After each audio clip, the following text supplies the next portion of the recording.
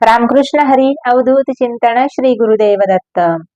4 डिसेंबरला दत्त जयंती आहे आणि त्यानिमित्त बऱ्याच साधकांनी गुरुचरित्राचं पारायण सुरू केलेलं होतं आणि आता त्या पारायणाची समाप्ती काहींची उद्या असेल तर काहींची परवा असेल। उद्या म्हणजेच 4 डिसेंबरला अगदी 3 योग एकत्र आलेले आहेत। ते म्हणजे कसे? पहिला आहे गुरुवार म्हणजेच दत्तप्रभूंचाच वार, दुसरी आहे दत्त जयंती आणि तिसरी आहे पौर्णिमा। अतिशय दुर्लभ हा संयोग घडून आलेला आहे आणि याच योगावर अनेकांनी अगदी गेल्या काही 6 दिवसापासून, काहींनी 5 दिवसापासून आपल्या घरामध्ये, आपल्या गावच्या मंदिरामध्ये, कॉलनीतल्या मंदिरामध्ये किंवा केंद्रांमध्ये पारायण सुरू केलेले आहेत। गुरुचरित्राचे पारायण अनेक साधक करत आहेत आणि त्याच पारायणाची समाप्ती काहींची उद्या होणार आहे तर काहींची परवा दिवशी होणार आहे। तर उद्याच्या दिवशी आपल्याला एक सुंदरस आणि गोड फळ आपल्याला मिळवून घ्यायचं जर असेल, दत्तप्रभूंची कृपा आपल्यावरती व्हावी असं वाटत असेल तर एक छोटंसं कार्य आपल्याला उद्याच्या दिवशी करायचं आहे। ज्यांनी गुरुचरित्राचं पारायण केलेलं आहे त्यांनी सुद्धा हे कार्य करायचं आहे आणि ज्यांनी नाही केलं, ज्यांना वेळच नव्हता गुरुचरित्राच्या पारायणासाठी किंवा कुठल्याच साधनेसाठी ज्यांच्याकडे वेळ नव्हता, त्यांनी आवर्जून उद्याच्या दिवशी नक्कीच वेळ काढला पाहिजे आणि ही छोटीशी सेवा आहे जी मी आपल्याला पुढे व्हिडिओमध्ये सांगणार आहे। सर्वांनीच उद्याच्या दिवशी वेळात वेळ काढून ही छोटीशी सेवा केलीच पाहिजे। सर्वांना दत्तप्रभूंचा आशीर्वाद लाभण्यासाठी ही सेवा आपण करायची आहे। तर दत्तप्रभूंना काय प्रिय आहे? तर 2 गोष्टी अतिशय प्रिय आहेत। त्या म्हणजे एक आहे गोमाता आणि दुसरी गोष्ट आहे औदुंबराचं झाड, औदुंबराचा वृक्ष। तर उद्याच्या दिवशी तुम्हाला ज्यावेळी वेळ भेटेल त्यावेळी आपल्याला गाईला घास द्यायचा आहे आणि गायीची सुद्धा कृपा प्राप्त करून घ्यायची आहे। आता ही गाय म्हणजे आपली माता आहे आणि दत्तप्रभूंनी साक्षात या गायीला आपल्या सोबत ठेवलेला आहे, म्हणजेच या गायीचा महिमा किती मोठा असेल लक्षात घ्या। म्हणून गोमातेची पूजा आपल्याला उद्याच्या दिवशी करून तिला गोग्रास म्हणजे घास द्यायचा आहे। यानंतर उद्या सकाळपासूनच पौर्णिमेला सुरुवात होत आहे। 8:38 पौर्णिमा लागणार आहे आणि दुसऱ्या दिवशी म्हणजे शुक्रवारी ती संपणार आहे। तर सकाळपासून ते संध्याकाळपर्यंत म्हणजेच अगदी सूर्यास्त होण्यापर्यंत आपल्याला औदुंबराच्या झाडाची सेवा करायची आहे, औदुंबराच्या वृक्षाची पूजा करायची आहे। तर पूजा करताना काय करायचं आहे? अतिशय सोपी सेवा आहे आणि सुलभ साधन आहे। ही जर सेवा प्रत्येकाने उद्याच्या दिवशी केली तर दत्तप्रभू आपल्यावर निश्चितच कृपा केल्याशिवाय राहणार नाही। गुरुवार असल्यामुळे प्रत्येक जणाला म्हणजेच जे साधक आहेत दत्तगुरूंचे त्यांना गुरुवारचा उपवास तर असणारच आहे। त्याचबरोबर महालक्ष्मीचं व्रत सध्या सुरू आहे त्यामुळे तोही उपवास महिला मंडळांना आहेच आहे। आणि तिसरी गोष्ट अशी आहे, दत्त जयंती असल्यामुळे दत्त जन्माचा उपवास सुद्धा आपण 6 वाजेपर्यंत करणार आहोत। म्हणजेच आपल्याला त्रिगुणात्मक असं पुण्य उपवासाचं उद्या आपल्या पदरात पडणार आहे। म्हणून प्रत्येकाने उपवास सुद्धा उद्याच्या दिवशी केला पाहिजे। तर औदुंबराच्या झाडाची वृक्षाची सेवा करताना आपल्याला साहित्य काय काय लागणार आहे ते पाहूया। घरून जाताना तुमच्या जर घराच्या समोर मंदिरामध्ये जर हा वृक्ष असेल तर तुम्हाला हे सामान घ्यायचं आहे, म्हणजे साहित्य घ्यायचं आहे पूजेसाठी। मंदिरासमोर जर वृक्ष असला तर अतिशय उत्तम, कारण किंवा दत्तगुरूंचं जिथं मंदिर आहे तिथे सुद्धा त्रिगुणात्मक नाही का, जसे भगवान परमात्मा त्रिगुणात्मक आहेत दत्तगुरु, तसेच 3 झाडाचा संगम आपल्याला पाहायला मिळतो। काही ठिकाणी पंचवटी म्हणजे 5 झाडाचा संगम एकत्र पाहायला मिळतो, नाही का। आपण त्याला त्रिगुणी म्हणतो। 3 झाडांचा संगम एकत्र आला तर त्याला त्रिगुणी म्हटलं जातं। कोणतं कोणतं झाड? वडाचं झाड, लिंबाचं झाड आणि औदुंबराचं झाड। याला त्रिगुणी असं म्हटलं जातं. अनेक ठिकाणी जिथे जिथे दत्तगुरूचं स्थान आहे तिथे तिथे आपल्याला त्रिगुणी हे आढळत असते. नुसता औदुंबराचा वृक्ष असेल तरीही ठीक, किंवा पंचवटी असेल नाही का, 5 झाडांचं एकत्रीकरण, त्याला आपण पंचवटी म्हणतो. 5 झाडं कशा कशाचे पहा. एक आहे बेलाचं झाड, दुसरं आहे वडाचं झाड, तिसरं आहे लिंबाचं झाड, चौथं आहे पिंपळाचं झाड आणि 5वं आहे औदुंबराचं झाड, नाही का. या 5ही वृक्षांमध्ये 5 देवाचं स्थान आहे.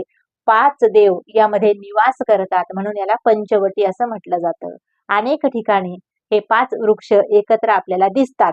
तर हे वृक्ष कुठे दिसतात, तर दत्तप्रभूंचं जिथं जिथं मंदिर आहे तिथे तिथे मंदिराच्या समोर पंचवटी हे वृक्ष लावले जातात. पंचवटी म्हणून या वृक्षाची स्थापना केली जाते, किंवा त्रिगुणी तर असतेच असते.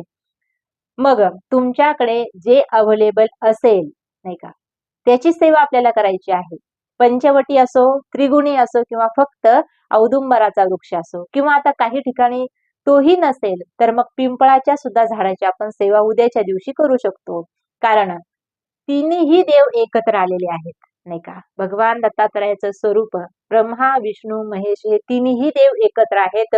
म्हणून तुम्ही कोणत्याही झाडाची जरी उद्या पूजा केली, तुमच्या जवळ जी असेल कोणत्याही वृक्षाची पूजा केली, पिंपळाची केली किंवा औदुंबराची केली, तर ती दत्तगुरूपर्यंत जाऊन पोहोचणार आहे.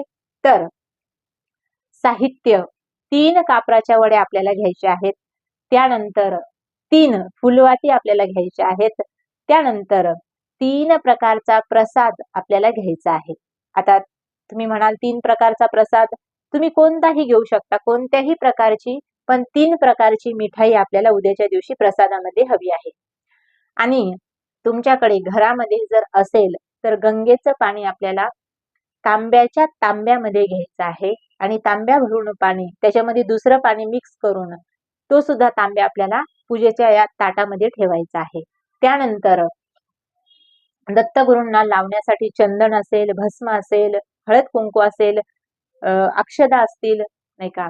तुमच्याकडे जर एखादं अत्तर असेल, नाही का, चंदनाचं जर अत्तर असेल तर ते सुद्धा चंदनाचं अत्तर आपल्याला घ्यायचं आहे. तुमच्या घरामध्ये जर कस्तुरी असेल, सर्वात महत्वाची गोष्ट, कस्तुरीचा तिलक चंदनात मिक्स करून जर आपण उद्याच्या दिवशी दत्तप्रभूंच्या चरणावर समर्पित केला, किंवा औदुंबराच्या वृक्षाला किंवा त्रिगुणीला किंवा पिंपळाच्या वृक्षाला जर आपण 3 ठिकाणी या गंधाचा गंध जर लावला, म्हणजेच चंदनामध्ये हे अत्तर किंवा कस्तुरी जी असते ती मिक्स करून, नाही का, बाजारामध्ये आपल्याला 200 रुपयापर्यंत छोटीशी डबी मिळतेच मिळते.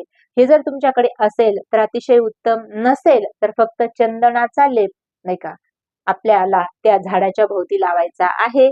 आणि हे सर्व साहित्य घेऊन आपल्याला आपल्या दरवाजा समोर असेल घराच्या, किंवा मंदिरामध्ये जर वृक्ष असेल मंदिराच्या समोर औदुंबराचा किंवा त्रिगुणी, तर तिथे जायचं आहे. आणि सर्वात प्रथम काय करायचं आहे, तर चंदन समर्पित करायचं आहे. आता औदुंबर किंवा त्रिगुणी किंवा पंचवटी हे साक्षात दत्तात्रय भगवंताचं स्वरूप मानून आपल्याला त्रिपुंड काढायचा आहे. कशाचा? चंदनाचा त्रिपुंड काढायचा आहे. पाणी समर्पित करायचं, त्याच्यानंतर चंदनाचा त्रिपुंड लावायचा आहे. तुमच्याकडे भस्म असेल तर भस्म सुद्धा लावायचं आहे, कारण या तिन्ही देवामध्ये महादेव सुद्धा आहेतच आहेत.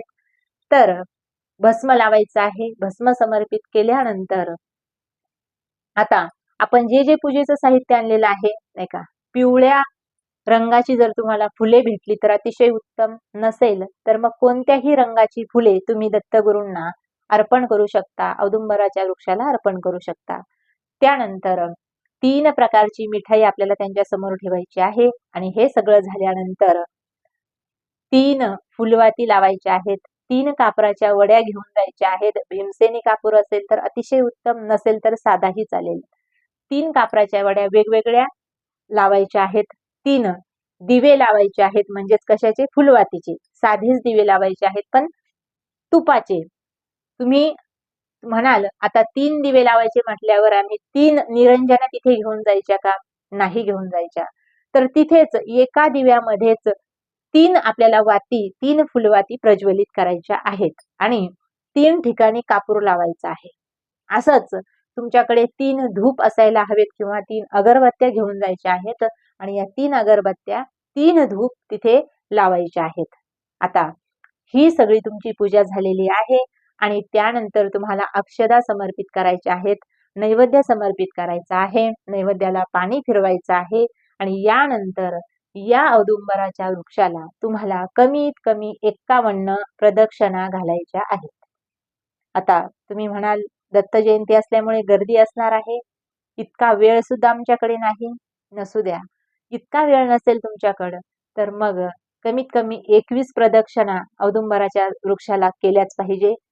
हेही शक्य नसेल तर कमीत कमी 11 तरी प्रदक्षिणा आपल्याला दत्तप्रभूंना म्हणजेच त्या औदुंबराच्या वृक्षाला करायच्या आहेत.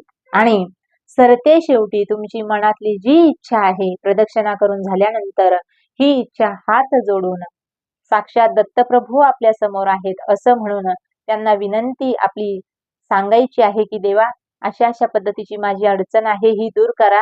आणि नसली जरी अडचण तरी आपल्याला ही सेवा करायची आहे. कारण माणसाचा जन्मच असा आहे, जेव्हा दुःख येतं तेव्हा आपण भगवंताला आळवतो, नाही का? म्हणजेच भगवंताला आठवण करतो भगवंताची, आणि दुःख नसेल तर मग देवाकडे जात सुद्धा नाही, नाही का? म्हणून जर आपण सुखात भगवंताचं भजन केलं ना तर आयुष्यात दुःखच येणार नाही. म्हणून तुम्ही जर खास दत्तगुरूंचे भक्त असाल, दत्त साधक असाल तर उद्याच्या दिवशी न चुकता ही सेवा करा आणि या सेवेचं पुण्य तुम्हाला किती मोठं मिळेल हे मला शब्दात वर्णन करता येणार नाही. कारण या सेवेमुळे दत्तप्रभू प्रसन्न होतील आणि आपल्यावरती कृपेचा वरदहस्त ठेवतील. म्हणून ही सेवा नक्की करा. ज्यांच्याकडे, ज्यांच्या घरामध्ये अडचणी आहेत, ज्यांच्या जीवनात अडचणी आहेत, त्यांनी उद्याच्या दिवशी आवर्जून औदुंबराची ही सेवा नक्की करा. आणि तुम्हाला या सेवेने जर समाधान प्राप्त झालं तर पुढे आणखी 7 गुरुवार किंवा 11 गुरुवार ही सेवा करा.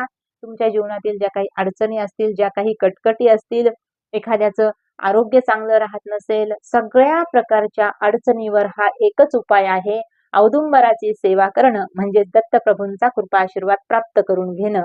आणि उद्याच्या दिवशी तो प्रत्येक दत्त भक्ताने मिळवलाच पाहिजे अशी अपेक्षा करते. रामकृष्ण हरी.